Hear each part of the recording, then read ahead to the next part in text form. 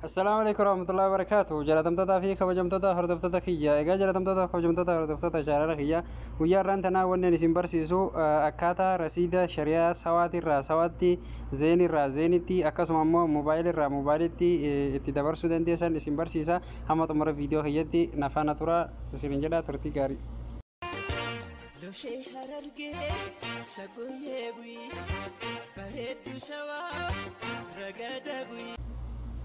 Egaa jalatamtoota fi kabajamtoota hordoftoota chaanala kiyya akkaataa shari'aa sawaatirraa sawaatti zeenirraa zeenitti akkasuma moobaayilirraa moobaayilitti itti argattan isin barsiisa. Jalqaba irraa eegallu sawaadha. Shari'aa sawarraa sawaatti erguudhaaf dirqama mana bilbilaa kan keetii ni seenta. Erga mana bilbilaa kan keetii seentee boodan manni bilbilaa isa kana namni hin beekne hin jiru jedheeti yaada. Isa kana keessa erga dhufteen booda urjii takka sadii irratti barreessiteetiin jetteeti urjii barreessitee lakkoofsa abbicha sanii irratti erga barreessiteen booda eega lakkoofsicha abbicha sanii irratti barreessitee samboodan immoo urjii gooteetiin 20 gootee sambooda gara dhumarratti masalaala gootee irratti erguu ni dandeessa jechuudha. Egaa jalatamtoota fi kabajamtoota hordoftoota kiyya akkuma isiniin jedhetti jalqaba irratti kan barreessitu urjii takka sadii gooteeti sambooda urjii lakkoofsicha abbicha sanii irratti barreessitee erga lakkoofsicha abbicha sanii irratti barreessiteetiin booda lakkoofsicha abbicha sanii erga irratti barreessitee boodan samboodan hamma rasiida kan keetii irratti erguu barbaaddu namicha saniif ka erguu barbaaddu jechuudha. Irratti barreessitee 20 gooteetiin yookaan immoo 25 illee erguuf yoo barbaadde sambooda immoo hamma 30 hanga erguu barbaaddu situ beeka. Sangootee irratti erguu dandeessaa jechuudha. Inni lammaffaa immoo kan isin barsiisu rasiida sawaa moobaayiliidha. Inni lammaffaa moobaayilii isin barsiisa. Moobaayilii immoo akkaataa itti erguu dandeessu urjii takka 2 gooteetii sambooda urjii lakkoofsicha abbicha sanii irratti barreessitee erga jetteetiin booda lakkoofsicha abbicha sanii irratti barreessitee masadhuu urjii gootee sambooda immoo rasiida erguufi barbaaddu 10 sambooda immoo 15 hamma erguufi dandeessitu beeka. Sangootee gara xumura isaati irratti masalaala gootee abbicha saniitiif erguu dandeessa jechuudha. Egaa jalatamtootaa fi hordoftoota kiyya isinii gala jedheetiin abdii qaba.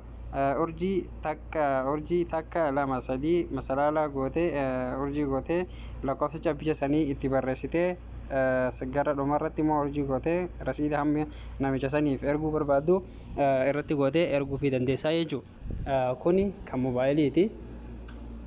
Kan moobaayilii illee isa kana fakkaata kan moobaayilii isa kana fakkaata.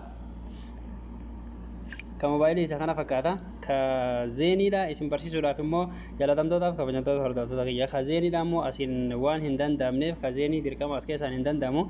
Ka zeenii immoo mana risaalaa seenteeti kan irratti hidhachuu dandeessu. Manni risaalaa kun isa kana. Mana risaalaa kana keessa dhufteeti jetteeti mana risaalaa kan keetii irratti gadi dhooyita. Eega irratti gadi dhooyite booda manni risaalaa kan keetii haala kanaatiin si dhufa. Erga inni haala kanaatiin si dhufe iddoo kastaa kanarratti ni dhooyita. Start chat ka jedhu kanarratti asirratti erga dhooyite sana booda immoo haala kanaatiin si dhufa. Erga inni haala kanaatiin si dhufe jalqaba irratti haati godhuu qabdu maali?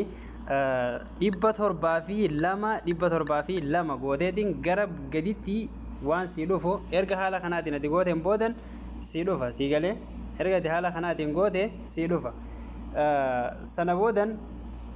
Sana boodan immoo erga haala kanaatiin ati goote si dhufa. Samboodan nextii kana dhooyiteetiin irratti achi deemtee gara mana gadii kanarratti immoo samboodan asitti si dhufa. Iddoo kanarratti si dhufa jechuudha. Iddoo kanarratti immoo waan ati guuttu qubee baa guddaa taa guddaa xiqqoo ishee irraacha seeyiteetiin sambooda immoo lakkoofsicha abbicha sanii irratti barreessita. Lakkoofsa abbicha sanii irratti barreessitee lakkoofsicha abbicha rasiida erguufi deemtu san jechuudha.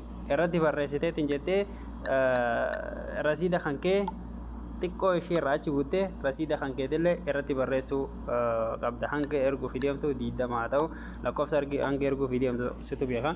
Sana immoo asirratti immoo wanni ati sii galuu qabu erga qubee kana barreessite boodan baa taa kan erga barreessiteen boodan xiqqoo ishee irraa cisiiteet lakkoofsicha abbicha sanii irratti barreessitee erga lakkoofsicha abbicha sanii irratti barreessiteetiin boodan lakkoofsicha abbicha sanii irratti barreessitee xiqqoo ishee hamma kana irraa cisiiteet rasiida hamma barreessuu barbaaddu san irratti barreessitee erguu fi dandeessaa jechuudha.